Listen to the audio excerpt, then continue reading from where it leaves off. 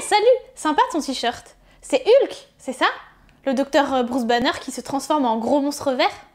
Ouais, c'est bien lui. Ah, j'aime bien ce personnage. Ça me fait penser à la manière dont Dieu s'est transformé en homme à travers Jésus. Wow, attends, c'est pas tout à fait ça, hein. Dieu ne s'est pas transformé en homme. Mais bon, ça tombe bien puisque c'est justement de ça qu'on va parler aujourd'hui. Bonjour à tous et bienvenue dans Le Point Théo, l'émission qui revient chaque mois sur un point de théologie en particulier. Et aujourd'hui, on va parler de l'incarnation. Ah, ça je connais. Quand on parle de l'incarnation, on parle du fait que Jésus, le Fils de Dieu, soit devenu un homme pour vivre parmi nous et payer la dette du péché à notre place. Oui, c'est bien de ça qu'on parle. Et effectivement, c'est un concept qui est plutôt familier pour tous ceux parmi nous qui vont régulièrement à l'église ou qui ont une certaine connaissance de la foi chrétienne. Le mot incarnation, c'est un mot qui vient du latin incaro, qui signifie littéralement en chair. Et c'est le mot qu'on utilise pour parler de la manière dont Dieu est devenu homme en Jésus. Et ce concept a une importance énorme parce qu'il est vraiment le fondement de la doctrine du salut. En fait, sans incarnation, il n'y aurait pas de salut. Jusque-là, ça peut paraître assez évident. Mais une fois qu'on a dit ça, est-ce qu'on peut pas aller plus loin? Plus loin que Dieu qui se fait homme pour mourir pour nos péchés? Moi je trouve que c'est déjà pas mal. Oui, c'est même plus que pas mal. Mais ça pose aussi quelques questions auxquelles on doit répondre pour bien comprendre l'incarnation et par extension le salut.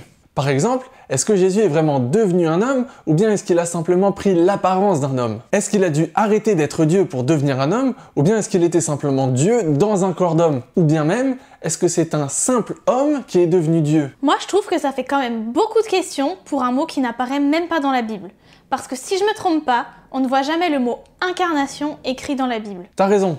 Le mot incarnation n'est jamais écrit texto dans la Bible, mais c'est pas pour autant que le concept n'y est pas présent. On le trouve par exemple dans l'évangile de Jean, dès le premier chapitre, au verset 14, où Jean nous dit que la parole, c'est-à-dire Jésus, est devenue chair. Et il dit même, dès les versets 1 et 2, que la parole était auprès de Dieu, puis qu'elle est Dieu.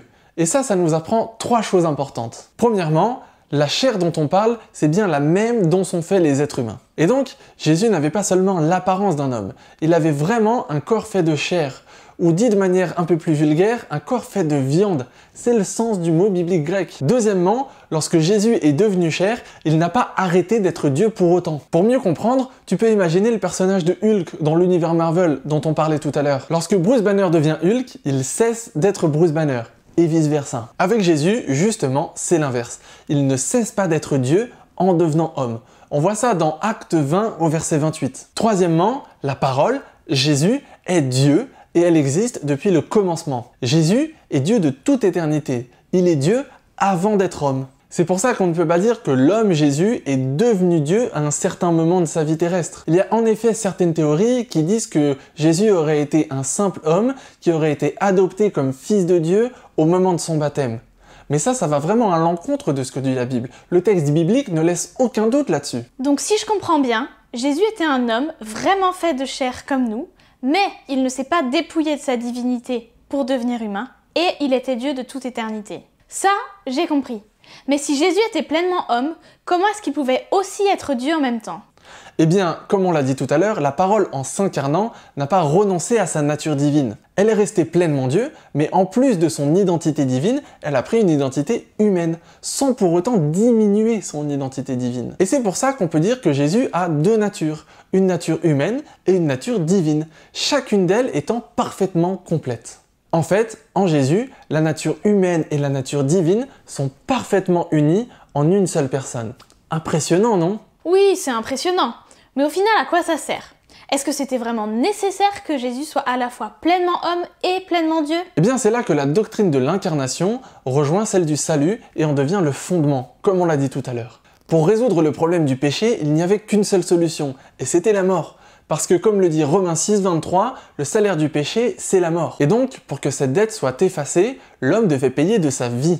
Et c'est pour ça qu'il fallait que Jésus soit pleinement homme, pour qu'il puisse mourir sur la croix à notre place. Seul un homme pouvait payer cette dette, mais seul Dieu pouvait offrir le salut à tous les êtres humains en prenant sur lui le péché du monde. Lui seul avait la capacité de ressusciter, et ainsi d'offrir aux hommes le pardon, la réconciliation et la vie éternelle. Comme l'a écrit Henri Blocher, encore lui, c'est l'homme qui doit et c'est Dieu seul qui peut.